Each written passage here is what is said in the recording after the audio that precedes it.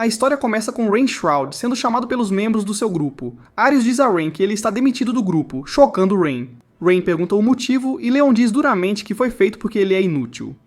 Ao ouvir isso, os outros membros começam a zombar dele, e quando ele tenta falar, Arius diz que ele não deveria, pois será patético. Então Rain deixa o grupo devolvendo o equipamento. Rain começa a pensar no que deve fazer agora na cidade no horizonte. Enquanto ele ainda estava pensando, algumas crianças vieram até ele e perguntaram se ele tinha completado o trabalho ou não. Então, elas pediram para ele fazer a coisa de sempre, e Rain aceita feliz. Rain vê uma águia voando e faz um contrato temporário com ela. Ele ordena que a águia diga olá para as crianças, o que deixa as crianças muito felizes, e ele decide deixar a águia ir. As crianças dizem a Rain que se tornarão domadores de feras como ele, em vez de serem heróis. Quando Rain pergunta sobre isso, eles dizem que os outros membros do grupo sempre parecem irritantes, mas Rain é diferente e sempre brinca com eles. Com isso, ele se lembra do comportamento irritante das pessoas sempre que fala sobre o grupo do herói. Pensando por um momento, ele decide se tornar um aventureiro. Na guilda dos aventureiros, Rain dá seu nome para registro como aventureiro. Ele pede à recepcionista da guilda, Nellie Bro, que lhe explique sobre o sistema de aventureiros. Ela lhe dá o conhecimento essencial e pergunta sua classe. Ao ouvir Domador de Feras como sua classe, ela fica ansiosa, o que faz Rain lembrar do que Leon lhe dissera antes. Mas Rain diz que ficará bem. Ele foi então instruído a matar 10 goblins como teste de registro. Usando um esquilo, ele rastreou os goblins e começou a atacá-los. Ele os mata e coleta as pedras mágicas. Ele então ouve alguém gritar, apenas para descobrir que uma garota está sendo encurralada por um tigre assassino. Ele decide agir com sua faca para atacá-lo, mas a pele é tão dura que a faca se quebra. Enquanto o tigre assassino o encurralava, ele viu a garota pular em uma velocidade muito alta e derrubar o tigre. Rain vê que a garota é da tribo dos gatos, considerada uma espécie em extinção. A garota cai e Rain pergunta se ela está bem. Ela diz que está com fome. Depois que Rain lhes dá um pouco de comida, ela agradece e se apresenta como Kanad. Enquanto começam a falar sobre si mesmos, Rain conta a ela sobre seu banimento, o que deixa Kanad com raiva do herói. Isso deixou Rain feliz, pois ela estava com raiva dele, e ele deu um tapinha na cabeça dela, que gostou disso. Ela então pediu a Rain para domá-la. A princípio, Rain se pergunta se é possível fazer isso, mas sente que quer conhecer melhor Kanad e tentar, o que acaba sendo um sucesso. Na Guilda dos Aventureiros, Rain entrega os itens que obteve em sua missão à recepcionista da guilda, Nellie, que o informa que ele passou no teste de aventureiro. Com isso, ele agora é reconhecido como um aventureiro de classificação F e recebe 50 moedas de cobre por completar a missão. Nellie também afirma que, embora o pagamento seja pequeno, uma vez que Rain complete mais missões, ele subirá de classificação e ganhará mais dinheiro por seus esforços. Com a intenção de subir de classificação, Rain observa que precisará de alojamento, e para isso, precisará ganhar mais dinheiro. Mais tarde, Rain se encontra com Kanad na cafeteria, onde informa que agora é um aventureiro oficial e pergunta se ela gostaria de aceitar uma missão. Quando Kanad aceita felizmente, um homem se aproxima dos dois e demonstra interesse imediato em Kanad porque ela é um espírito de gato. Quando o homem tenta cortejar Kanad, ela o recusa, afirmando que pertence a Rain porque ele é seu domador. Achando difícil de acreditar, já que espíritos de gato são uma das espécies supremas, o homem desafia Rain para uma queda de braço, tendo Kanad como prêmio. Apesar de sua hesitação, Rain aceita o desafio e vence instantaneamente para sua surpresa. Nesse momento, Nellie chega e, após observar a situação, pede desculpas a Rain e menciona que a guilda estava ciente das travessuras do homem e estava considerando suspender sua licença. Cuidando do homem, Nellie pede desculpas formalmente em nome da guilda. No entanto, sua voz interior escapa quando ela pergunta a Rain como ele conseguiu domar Kanad. Isso faz com que tanto Rain quanto Kennedy tremam de medo, e Nellie recupera a compostura e leva o homem embora. Assim que Nellie sai de cena, Rain se pergunta como ficou tão forte e Kennedy explica que foi quando ele fez um contrato com ela. Como resultado, a força é assim amplificada. Acredita-se que a força de Rain seja tão forte quanto a de Kanad, e Rain fica um pouco surpreso com isso, já que ninguém em sua aldeia teve essa experiência antes. Animada para assumir um novo trabalho, as esperanças de Kanad são extintas quando eles fazem coleta de ervas novamente. Kanai reclama que deveriam estar fazendo um trabalho mais extravagante. No entanto, Rain explica que, por causa de seu rank F, ele só tem permissão para completar trabalhos básicos. Embora animada para fazer o seu melhor para que pudessem ganhar mais experiência e subir de rank, Rain forma um contrato temporário com alguns coelhos com chifres para coletar sua cota de ervas.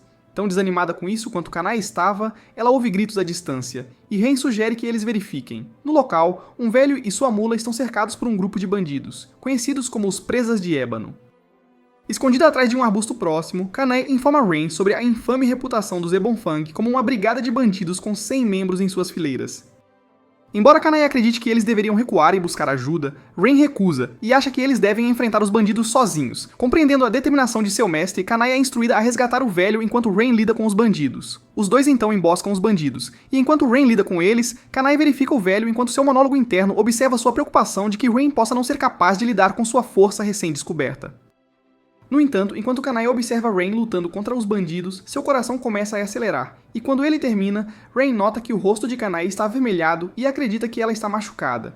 Kanai, no entanto, nega o fato, e o velho fala para agradecer aos dois pela ajuda. O velho então explica que um grupo de aventureiros o protegeu.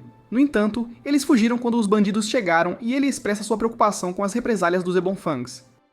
Brevemente contemplando sobre isso, Rain decide lidar com o resto dos Ebonfangs, para grande desgosto de Kanai. A caminho do destino, Rain contrata temporariamente alguns animais na área ao redor, para explorar os Ebonfangs. Ele também explica a Kanai sua razão para querer lidar com os membros restantes dos Ebonifangs e a assegura de que tem um plano para isso. Logo, eles chegam ao esconderijo dos Ebonifangs e Kanai fica tão desanimada que um animal contratado temporariamente mais uma vez a supera em uma tarefa importante. Rain então pede desculpas a Kanai, que recupera a compostura, observando que estava apenas brincando com Rain, e pergunta a ele qual é o plano a partir de agora.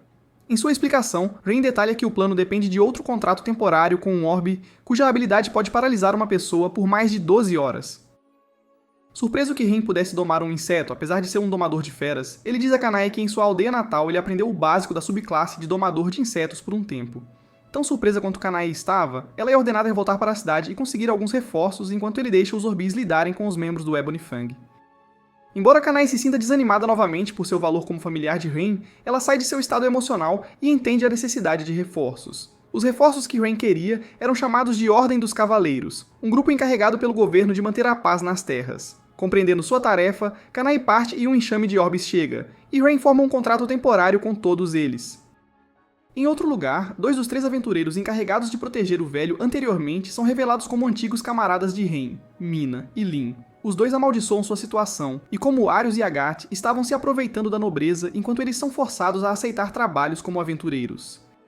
Eles então direcionam suas frustrações para o domador de feras com quem estavam em parceria, expressando seu desdém por sua inadequação como domador de feras. No entanto, em sua defesa, o domador de feras alega que as exigências dos dois eram complexas demais para ele cumprir. Ele também afirma que a ideia de que um domador de feras pode domar mais de 20 animais é impossível, o que Lin considera uma mentira, e responsabiliza o domador de feras pelo fracasso deles.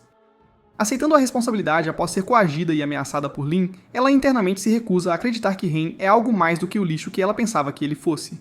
Retornando ao lado de Rain, seus orbes lidam com os membros restantes dos caninos de ébano, e Kanai chega com reforços. Enquanto os reforços lidam com os bandidos paralisados, Rain percebe que há apenas aventureiros ali, e nenhum membro dos Cavaleiros da Ordem. Um dos reforços revela que os Cavaleiros da Ordem não tiveram tempo para lidar com um bando de ladrões. Nesse momento, um trio de lagartos-rei furiosos rompe a jaula de madeira e ataca os membros do Ebonfang e depois Rain. Através dos esforços combinados de Rain e Kanai, eles conseguem derrubar os monstros, permitindo que os aventureiros levem os membros do Ebonifang para fora da área. Eventualmente, Rain e Kanad saem da base do Ebonifang com Kanad segurando as pedras mágicas do King Lizard, e então são elogiados por seus companheiros aventureiros por sua conquista. O elogio cai bem para Rain, que se lembra de ter sido expulso do grupo de Arius por ser inútil e é grato pela ajuda de Kanad. Embora Kanad estivesse radiante por terem camas de verdade para dormir, Rain ficou pasmo por terem que compartilhar um quarto juntos, graças ao dono da pousada. A narração de Rain explica como depois de entregarem a recompensa pelos Ebonifangs, foram chamados de volta à Guilda dos Aventureiros. Lá, Natalie informa a Han que ele foi promovido de rank EF para rank I, e eles receberam uma recompensa considerável por seus esforços. Com suas recompensas, compraram novos equipamentos, celebraram com um jantar requintado juntos e finalmente acabaram em sua situação atual. Apesar de sua apreensão, Rain concorda em compartilhar o quarto com Kanad por uma noite, e, enquanto Rain dorme, ela contempla como é sortuda por ter sido encontrada por Rain. Uma semana se passa desde que Rain conheceu Kanad, e em seu monólogo interno, Rain explica como está gostando do estilo de vida descontraído de aventuras que ele e Kanad têm levado até agora. Da Guilda dos Aventureiros, eles aprendem com Natalie que um arruaceiro se refugiou na ponte Stride e provoca brigas com qualquer um que tenta atravessar a ponte. Atraído pela recompensa de 5 moedas de ouro, Rain aceita a missão e imediatamente se dirige à ponte com Kanad. Pouco depois de chegarem, um dragão vermelho voa sobre eles, pousa perto dos dois, transforma-se em uma humanoide feminina e proclama seu desejo de lutar com eles.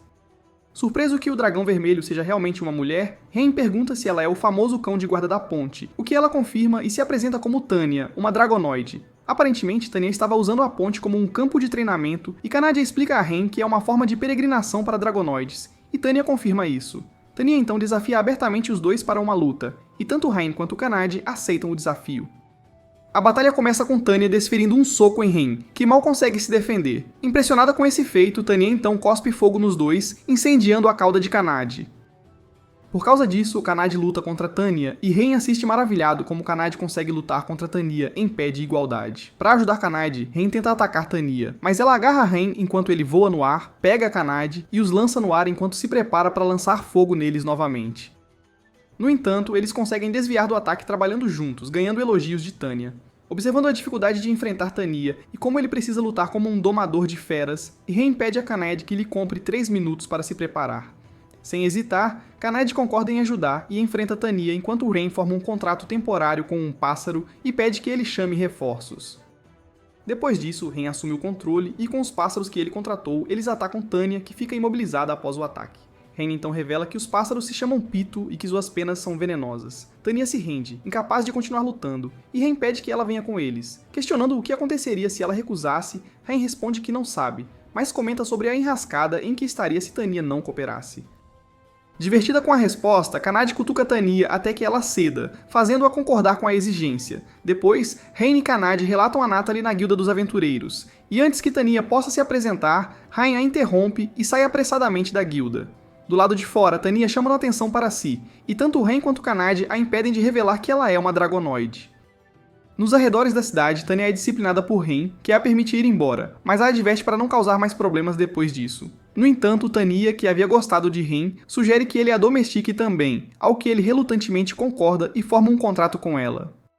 Naquela noite na cidade, Arius reclama sobre os esforços desperdiçados de sua equipe na Floresta Perdida, onde passaram tentando lutar contra monstros. Com Leonin e os outros reclamando que as antigas tarefas de Ren eram um fardo para o grupo, Arius decide recrutar Ren de volta para o grupo, apenas para descartá-lo novamente após completarem a tarefa. Enquanto Ren dorme no chão, Kanade e Tanya discutem sobre em qual cama a outra dorme, já que uma das camas tem vista para Ren enquanto ele dorme.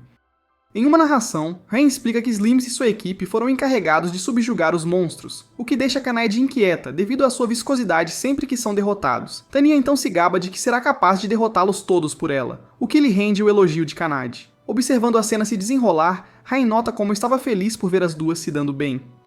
O tempo passa e o grupo não consegue localizar um enxame de slimes. Assim, Ren usa uma de suas habilidades de domesticação em um pássaro chamado Assimilate para fundir sua alma e controlar o pássaro para procurar slimes na área. O feito surpreende tanto Tanya quanto Kanade, e após a explosão delas, Ren voa para procurar os slimes enquanto as duas vigiam seu corpo. Eventualmente, Ren localiza o enxame de slimes e antes de começarem o trabalho, Tanya pergunta a Ren se ele pode usar algum feitiço mágico.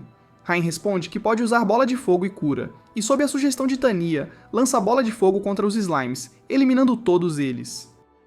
O resultado surpreende Ren e Kanade, mas não Tanya, que explica que as habilidades de Ren aumentaram desde que fez um contrato com ela. Nesse momento, mais slimes aparecem na cena, e seguindo as instruções de Tanya, Ren aprende a controlar melhor sua magia. Depois, Tanya e Kanade conversam com uma garotinha do lado de fora da Guilda dos Aventureiros, informando-a de que completaram com sucesso uma missão de subjugação de slimes. Ren então se junta às duas garotas, e após um passeio pela cidade durante o dia, naquela noite o grupo desfruta de um jantar em um restaurante. Quando terminam, Ren revela a história de sua vila natal e como ela foi perdida um dia devido a um ataque de monstros. Um grupo de aventureiros resgatou Ren, e ele foi realocado para uma pousada, onde trabalhou por anos até que o grupo de Arius o recrutou. Ele se juntou ao grupo sem hesitação, acreditando que seria para melhor e permitiria que ele evitasse a mesma tragédia que aconteceu com sua aldeia. No entanto, o grupo o considerava um peso morto, levando à sua demissão do grupo do herói. Ouvir essa história entristece tanto Tanya quanto Kanade, mas elas expressam sua fúria contra o grupo do herói por como trataram Ren. Mas ele as assegura que tudo isso ficou para trás. No dia seguinte, o grupo de Ren subjuga um bando de orcs, um dos quais consegue esfaquear Ren no braço com uma faca enquanto ele tenta proteger Tanya. Assegurando que está bem, Ren então usa cura em si mesmo, cura instantaneamente o ferimento e sugere que eles coletem os minérios mágicos que o orc deixou para trás e os entreguem na Guilda dos Aventureiros. Naquela tarde, Ren faz isso e descobre por Kanade que Tanya queria um tempo sozinha. Tanya estava em uma ponte, olhando para a água do rio que fluía abaixo, ponderando se tinha feito a coisa certa, e então uma garotinha do outro dia se aproximou e falou com ela.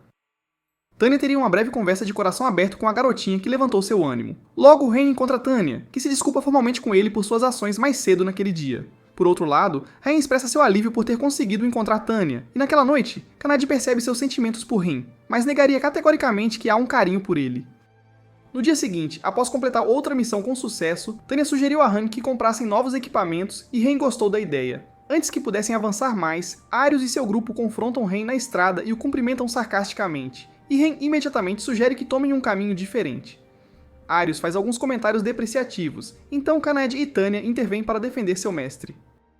Tanya então questiona a identidade do grupo de Arius como sendo a do grupo de heróis. Desgostando do tom de Tanya, Arius tenta repreendê-la, mas percebe que ela e Kanade são respectivamente uma dragonoide e um espírito de gato.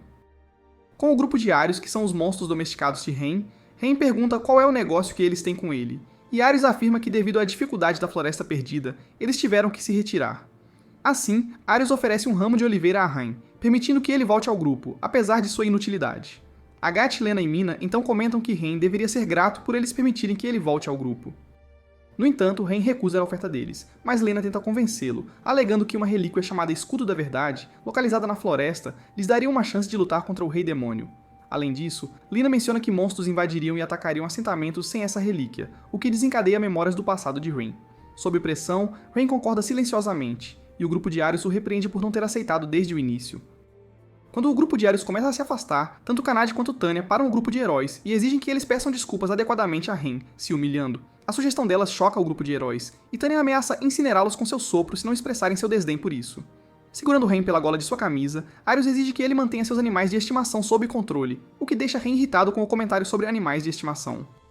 No entanto, Arius insiste nisso e tenta fazê-lo confessar que eles não são seus animais de estimação, mas insinua que são seus amantes, fazendo com que Rain dê um soco em Arius. Com isso, Arius desafia Rain e seus monstros domesticados para um duelo para ver quem é mais forte, e Rain aceita. Em locais separados, Kanade enfrenta Agathe, Tanya enfrenta Mina e Len, e Rain enfrenta Arius. A luta de Kanade começa primeiro, e Agathe está feliz por ter que lutar contra uma espécie suprema como ela, e Kanade promete derrotá-lo e fazê-lo pedir desculpas a Rain. Por outro lado, Agathe não tem intenção de fazer isso. Assim, Kanade inicia a luta com um chute rápido e poderoso, seguido por uma rajada de socos. Agathe consegue se defender dos ataques com sua espada larga, mas é rapidamente dominado por seus ataques. Kanade então comenta que Agathe não fez um único movimento contra ela, o que é surpreendente, já que ele faz parte do grupo de heróis.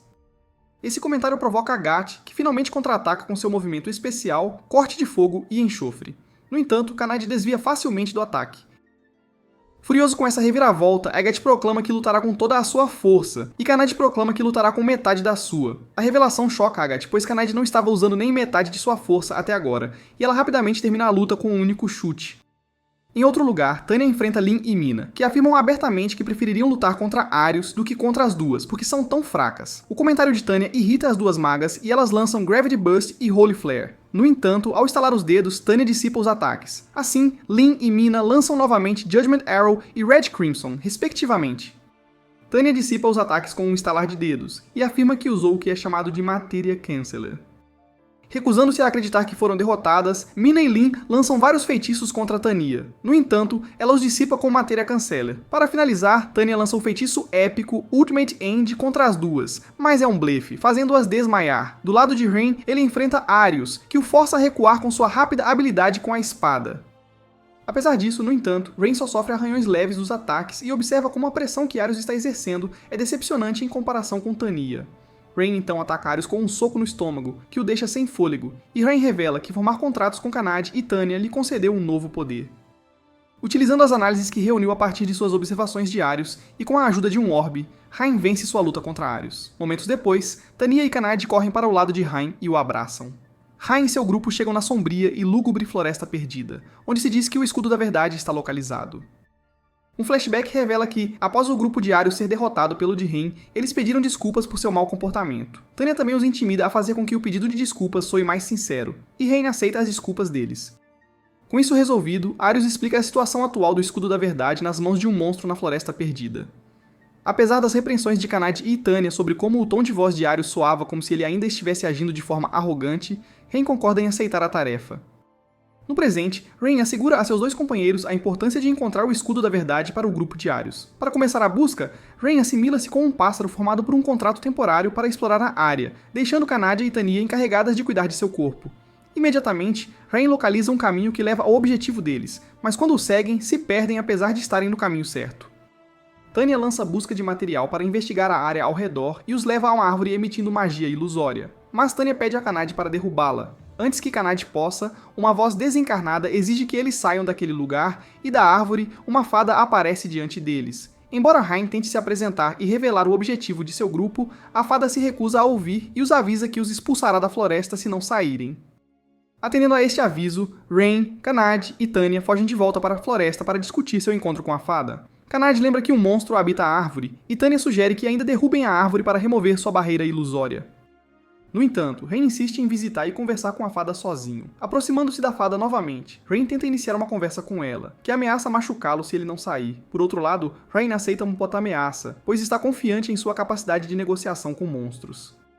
Como ele disse, Rain aceita e é ferido pelas flechas ilusórias da fada, deixando-a perplexa, pois as ações de Rain contradizem como ela conhece o comportamento dos humanos.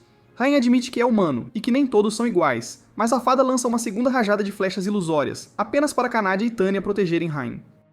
Ambos tentam então argumentar com a fada, mas entram em uma discussão no meio do caminho sobre a abordagem inicial de Kanade. Intrigada pelo grupo, a fada deixa de lado sua hostilidade em relação ao grupo.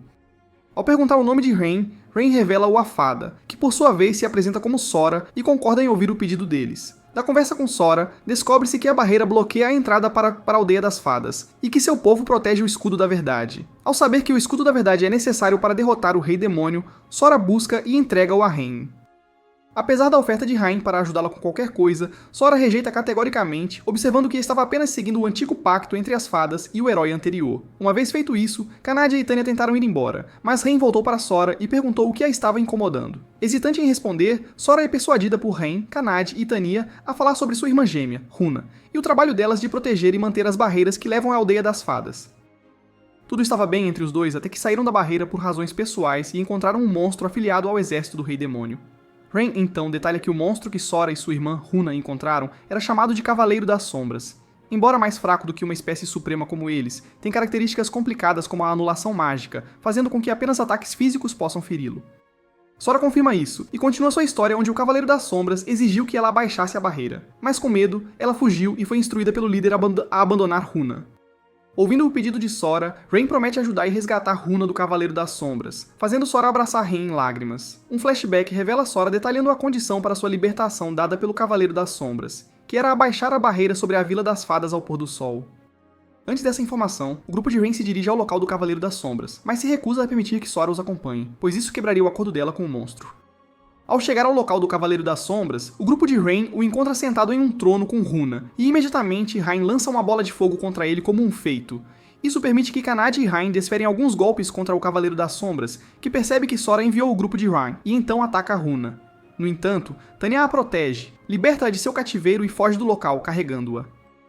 Após formar um contrato temporário com alguns Orbeis para agir como distração, Rain lança Impulso em Kanade, que utiliza seu poder aumentado para derrotar o Cavaleiro das Sombras. Após a explicação de Rain sobre o feitiço Impulso para Kanade, Tanya retorna a eles, ainda carregando Runa em seus braços. Tanya também menciona sua perplexidade sobre como Rain conhecia uma poderosa arte perdida, mas ele afirma que todos em sua aldeia tinham conhecimento dela.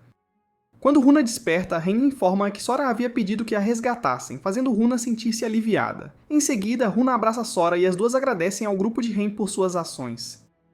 Uma breve cena sobre os pensamentos rudes de Runa sobre Rain e a repreensão de Sora à sua irmã ocorre, levando Rain a acreditar que elas são opostos polares. Embora Kanade esperasse que Sora e Runa retornassem à sua aldeia, Sora observa que como Runa foi excomungada de lá, ela quer se distanciar de lá.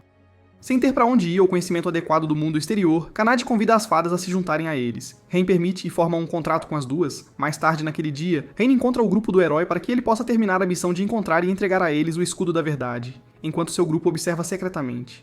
No entanto, Arius fica pasmo com o fato de o grupo de Rain ter levado 2 dias para recuperar o escudo, enquanto o seu próprio grupo levou 2 semanas.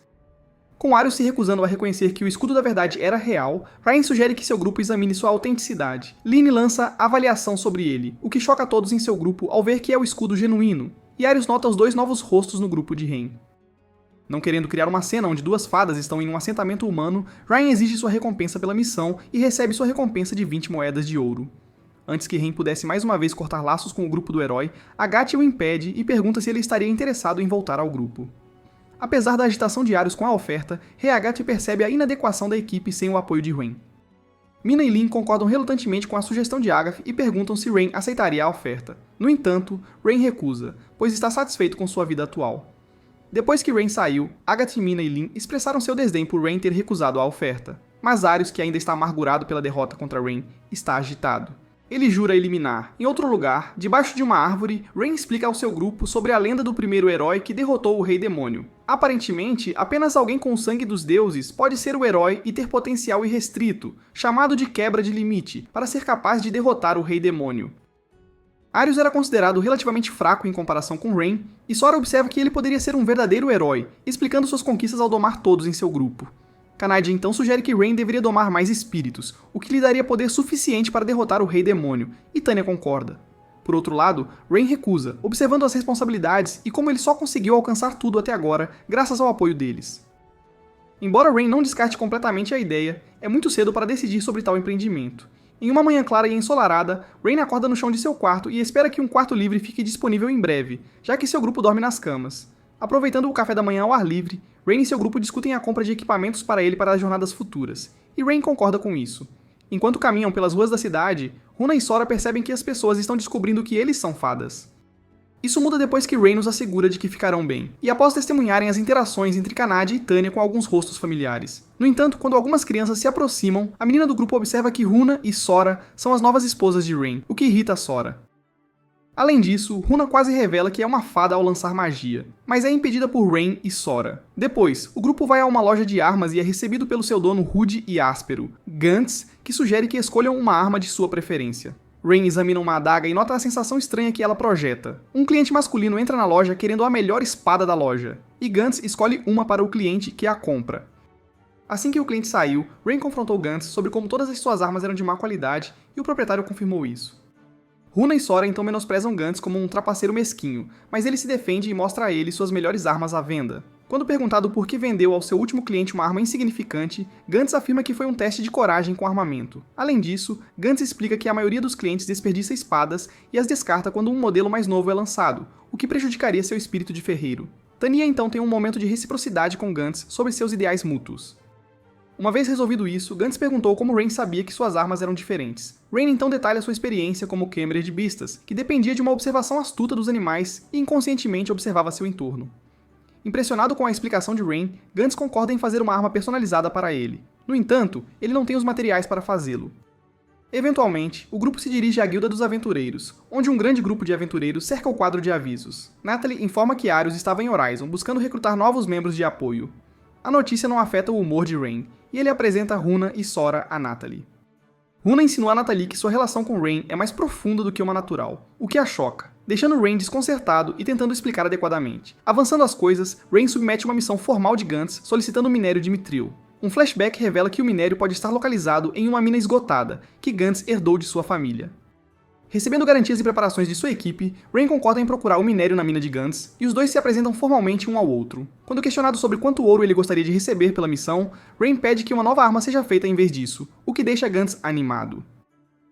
A caminho do destino, Runa e Sora ficam exaustos pela longa caminhada devido à falta de resistência. Assim, Rain localiza um lago próximo, permitindo que seus companheiros tomem um banho refrescante lá. Ele também faz um contrato temporário com alguns esquilos para vigiar as moças e avisá-los se surgir algum problema. No entanto, enquanto Rain descansa, ele ouve o grito de Kanade, corre para o local e descobre que um peixe mordeu o rabo de Kanade. A situação faz com que Sora fique perturbada, e Rain age de forma arrependida por suas ações. No entanto, ele é perdoado por Tanya e Kanade, que não dão importância. Elas sabem que Rain nunca olharia para elas com luxúria. Embora sugiram brincando inverter os papéis para vê-lo nu e igualar a situação, ele recusa. Ao chegarem ao destino, Ryan sugere que fiquem próximos à entrada da mina para ver se sua teoria de ladrões roubando da mina é verdadeira. Um falcão começa a circular, fazendo Ryan ofegar, e alguns ladrões saem da mina, exigindo que quem estiver lá fora se revele. Sem outra escolha a não ser lutar, Ryan sugere que os derrotem e os interroguem depois. No entanto, Tanya e Kanade fazem o contrário. Portanto, Sora e Runa usam sua magia para espiar nas minas dos ladrões e descobrir seus motivos. Eles aprendem que a teoria de Ryan é verdadeira, e que os ladrões estão associados a 5 outros aventureiros na mina. Para piorar, Ryan suspeitava que um dos aventureiros era um domador de feras, pois o falcão que ele avistou estava agindo como vigia. Dentro da mina Metro, os ladrões são alertados pela derrota de seu camarada pelo domador de feras do grupo, que promete vingança. Caminhando por um túnel dentro da caverna, o grupo de Ryan é então emboscado por 4 aventureiros que rapidamente lidam com Runa, Sora, Tanya e Kanade. Com apenas o domador de feras restante, Ryan enfrenta ele e seu monstro Behemoth de classe B. Apesar de ser um monstro difícil de domar, o domador de feras gabou-se de tê-lo criado desde a infância, o que contornou os pré-requisitos para domá-lo. A luta de Rian contra Ubimote faz a mina tremer e desmoronar. Assim, Kanade e os outros levam os ladrões capturados para fora, para a segurança deles. No entanto, Kanade retorna à caverna para ajudar Rian capturando o Domador de Feras enquanto ele lida com Ubimote. Embora Kanade contenha o Domador de Feras, ele se recusa a se render e faz com que seu Ubimote continue sua fúria. Então Rian reescreve o contrato do Ubimote e faz com que seu dono original o provoque, levando Rian a lançar uma bola de fogo para derrotá-lo. Fora da mina, descobre-se que os ladrões estavam em busca de vingança contra Gantz por vender-lhes armas inferiores. Isso é posteriormente comunicado a Gantz, que se sente arrependido por sua atitude crítica em relação ao cliente que considerou indigno de seu trabalho mais refinado. Gantz afirma que suas ações o tornam um fracasso como artesão, e Rian concorda, mas pede que ele se redima, colocando sua alma na fabricação de armas novamente. Comovido pelas palavras de Rian, Gantz promete lidar honestamente com seus clientes e armas novamente. Para começar seu novo empreendimento, Gantz pergunta que tipo de arma Rian quer, e ele responde que gostaria de uma nova adaga e manopla. Enquanto isso, Arius com Mina por perto rejeita um candidato para o trabalho de Domador de Feras que eles anunciaram, citando sua inadequação e habilidade para domar uma espécie suprema. Enquanto Arius lamenta por outro candidato reprovado, Mina reflete internamente sobre como Arius falhou com outro candidato digno, porque eles não estavam à altura de Rian. Preocupada que o estilo deles prejudique a responsabilidade de derrotar o Rei Demônio, Mina pergunta a Arius se ele alteraria os critérios para a vaga. A sugestão de Mina recebe uma resposta apreensiva de Arius, então ela recua, mencionando seu voto sagrado a Deus de seguir o herói, e deixa por isso mesmo. Sozinho, Arius tira um anel amaldiçoado de sua mesa e planeja usá-lo para se vingar de Rian. No dia seguinte, Rian visita a Guilda dos Aventureiros e descobre o destino dos ladrões de minério por Natalie, o que o desanima. Saindo da guilda, Rian detalha as notícias para Runa e Sora, que consolam o desanimado Rian. Agradecido pelas palavras gentis, Rian sugere que façam uma caminhada antes de voltar para casa, e eles concordam alegremente. Andando pela rua da cidade, Rian compra cachorros quentes para todos, e Runa e Sora os apreciam. Depois de terminarem de comer, Runa e Sora perguntam a Rian se ele adquiriu alguma habilidade ou capacidade especial ao formar um contrato com eles. No entanto, Rian não tem certeza se adquiriu ou não, o que deixa Runa e Sora preocupados, mas eles acreditam que Rian poderia ter obtido magia suprema, que é maior do que magia avançada ou épica.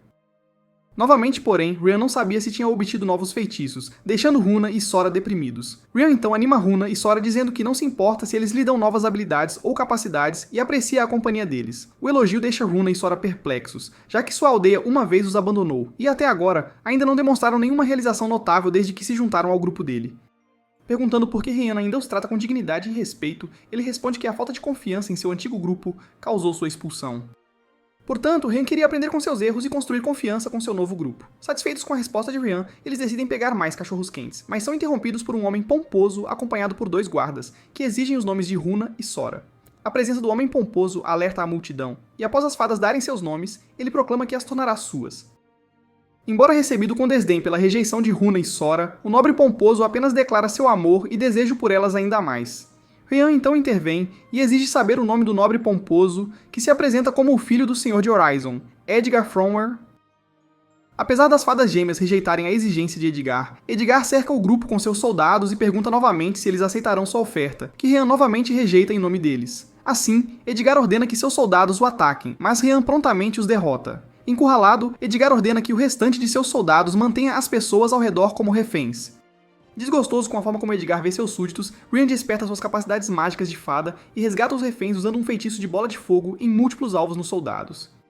Isso força Edgar a fugir da cena envergonhado e faz com que o grupo de Rian seja recebido com elogios. No entanto, uma senhora na multidão os avisa que devem deixar Horizon para sua segurança, enquanto um indivíduo encapuzado os observa de longe. Mais tarde na estalagem, Runa e Sora relatam o que aconteceu anteriormente para Kana e Tania. Especula-se que o controle mágico de Rian melhorou dramaticamente ao formar um contrato com as gêmeas. A conversa deles então muda para o passado sombrio de Edgar, envolvendo o sequestro e tortura de mulheres para seu divertimento. Edgar aparentemente se safava de seus atos sujos graças à influência de seu pai como Senhor de Horizon. Enquanto os cavaleiros investigaram as acusações contra Edgar, infelizmente não encontraram nenhuma evidência de crimes cometidos. Após deliberarem sobre o que fazer, é decidido que Rian e seu grupo derrotarão Edgar e salvarão a cidade. Naquela noite, na mansão Frommer, Edgar conversa com seu pai, e depois de se desculpar, Edgar paga seu cavaleiro Dilé para cuidar de Rian. Assim que ele se vai, Edgar convoca uma serva escrava sua e começa a espancá-la por não atender às suas expectativas absurdas. No dia seguinte, Rian e Kana visitam a sede da Ordem dos Cavaleiros para apresentar uma queixa formal contra Edgar. No entanto, a queixa foi formalmente rejeitada, pois já havia sido relatada como uma briga menor e não seria investigada mais a fundo. Ryan mais tarde opinaria que os cavaleiros estão em conluio com Edgar. Eles são então abordados pela vice-capitã dos cavaleiros, chamada Stella, que solicita a ajuda deles para derrubar Edgar.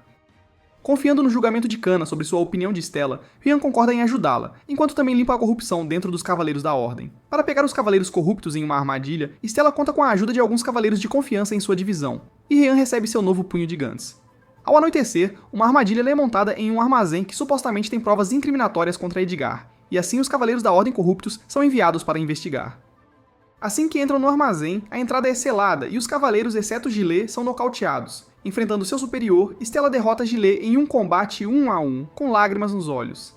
Enquanto isso, na mansão Fromware, Edgar recebe a notícia da prisão de Gillet e desconta sua frustração em seu servo escravo. O indivíduo encapuzado então o visita. Foi revelado ser Arius Incognito. Arius explica a Edgar que Ryan é um domador de feras que conseguiu domar várias espécies supremas. Ele então lhe dá um anel amaldiçoado sob o pretexto de que é um item mágico que traz morte ao seu alvo. Um breve flashback revela a vida passada de Nina em seu pequeno templo até ser escravizada. Um par de soldados em frente à mansão de Edgar avisa Stella e seus cavaleiros para não avançarem mais. No entanto, Stella anuncia seu nome e título enquanto proclama que estão ali para realizar uma inspeção. Além disso, ela menciona que Gillet foi preso sob acusações de corrupção. Como os soldados se recusaram a cumprir as ordens de Stella, Tania e Kana intervêm, fazendo com que os dois soldados alertem seus camaradas de que estão sob ataque. Cercadas por numerosos soldados, Tania e Kana rompem o portão principal enquanto Edgar observa de seu quarto, antecipando que seu anel recém-adquirido o ajudará a derrotar Ryan. Enquanto isso, Ryan, Runa e Sora conseguem infiltrar-se no porão da mansão na esperança de resgatar os reféns lá. Runa lança busca de material, planejando teleportar magicamente qualquer refém que encontrarem para fora da mansão. Assim que Runa detecta uma grande assinatura mágica abaixo deles, que se acredita serem os reféns, e uma das outras assinaturas é dita estar no mesmo nível que Sora e ela. Ryan suspeita que outra espécie suprema está presa lá e decide que as fadas resgatem os reféns, enquanto ele resgata a espécie suprema. Caminhando sozinho pela mansão, Ryan localiza onde está a espécie suprema, que se revela ser Nina, uma semideusa. Assustada com a presença de Ryan, Nina age de forma apreensiva em relação a ele enquanto ele invade sua cela e lança um feitiço de cura nela. Agradecida pelo que Ryan fez, Nina diz seu nome e então o abraça. Outro breve flashback é mostrado, revelando como Nina foi recrutada por Edgar. De volta ao presente, Nina informa Ryan sobre sua situação e ele decide emancipá-la. O plano de Ryan, no entanto, inicialmente sai pela culatra, já que, embora a magia do colar de escravo seja fundamentalmente semelhante à magia de um domador de feras, ainda é difícil para ele quebrá-la. Ao utilizar o poder concedido por seus amigos domados, Ryan consegue quebrar o feitiço do colar de escravo, libertando Nina. Do lado de fora, Stella, seus cavaleiros, Kanade e Tanya continuam lidando com os soldados que cercam a área e logo são acompanhados por Runa e Sora. As fadas informam os outros que resgataram os reféns, que agora estão em um local seguro. Ouvir isso revigora tanto Kanade quanto Tanya, que continuam seu ataque contra os soldados. Em seu quarto, Edgar tranquiliza seu pai dizendo que ele lidará com a situação sozinho. No saguão da mansão, Ryan, carregando Nina nas costas, se reúne com o grupo de Stella, que afirma que Ryan seduziu outra garota, para seu desgosto.